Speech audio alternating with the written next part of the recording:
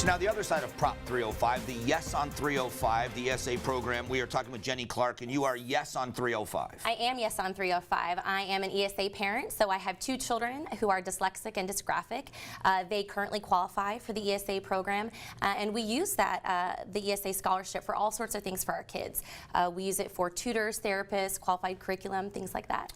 So let me just go over, be devil's advocate. Absolutely. Talking with the No on 305 crowd, their concern is that children like yours will be replaced if this expands, because kids that are not learning disabled kids, or however you qualify them, will be able to be replaced by other people jumping in front of them in line. Yes, well, that's actually completely untrue. The bill is completely clear on that, Senate Bill 1431, which is now Yes Prop 305.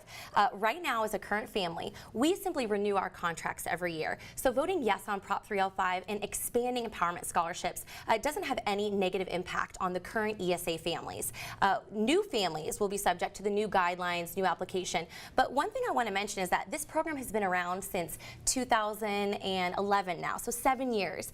And we're not even maxing out the program right now with the current categories. Some of those are special needs and some are non-special needs, military families, kids coming from DNF schools. So there's plenty of room in the program for more families, and we want that. We want more families to have educational choice and opportunity for their kids. And this is basically parents being able to control the dollars that they're going to the schools anyway for their children, and being able to control how that money's spent. That's right. So right now, the way education funding works in Arizona is the funds follow the child, right? So if your child switches district schools, the funds go with them. If your child goes to a charter school, the funds go with them also. With the empowerment scholarship, the funds continue to follow the child, but there's a savings to the taxpayer. And that's because with the ESA program, only 90% of the Arizona dollars follow the child. The federal and local dollars that are not based on per pupil enrollment, those stay at the school. So we take 90%. According to the JLBC, the state saves money. They estimate that with Yes Prop 305, if it goes through, in the next 4 years, we'll save $11.4 million to the general fund. So saying that both sides of this issue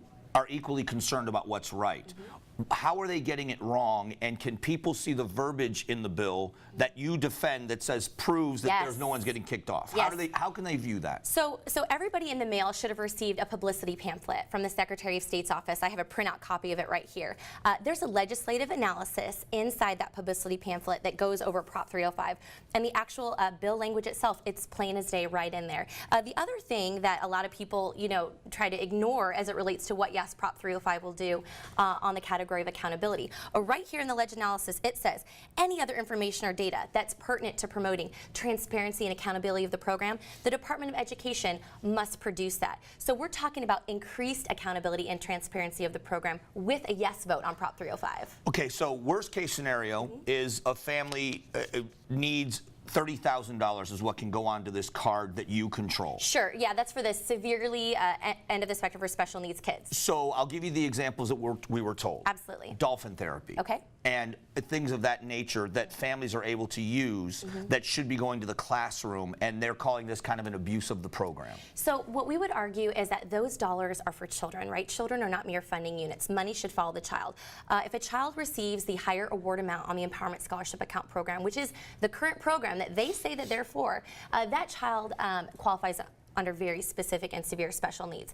As an ESA parent, we are only allowed to use funds for very specific tutors, therapists, curriculum, and everything outlined in the statute and the Department of Education rules. So, for example, if I use a tutor, a dyslexic tutor, she has to have a degree or a certification before the Department of Education will even approve that expense. So they have to qualify for the money to receive that money. Yeah, we have to prove that whatever therapy we're doing is, necessary for the education development, so on and so forth, of our child. That's correct. So why so passionate about opening the program? I mean, if it's suiting your needs as a family, why are you so passionate about expanding it? Well, for exactly that reason. So we've realized, ourselves that our children finally have hope for their future. Our entire local school district, the Scottsdale School District, does not offer any programs for dyslexic or dysgraphic children, and we were surprised by that. And ESA, because of ESA, our kids are able to get their needs met. But there are other families out there who don't have an IEP or a special needs document for their child, right? Their kid is being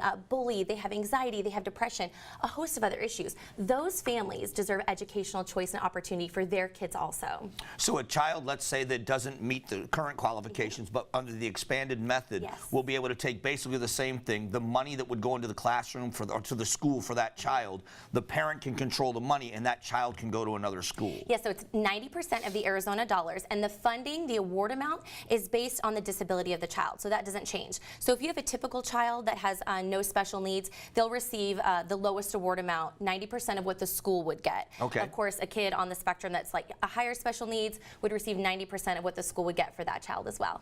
So it really gives you, as a parent who is probably more in tune with the needs of your child, Yep. the ability to have some flexibility in where the dollars go, how they're treated, and what is best for their needs. Yeah, and actually, I think it creates more accountability because nobody cares more about the education of their child than the parents, right? So if we see a tutor or a therapist and it's just not working for our child, we have the ability to immediately fix and change and go somewhere else for our kid. If we're in a typical school environment, we don't have that flexibility to adjust quickly to the needs of our child. That's what ESA and the Empowerment Scholarship Program provides, and that's why we're arguing for yes on Prop 305. All right, I really appreciate you coming down. It's interesting to see both sides of the issue. Educated voters, and that's the deal, is go do your research, go and do your homework, go to their website, go to the other side so you're an educated voter.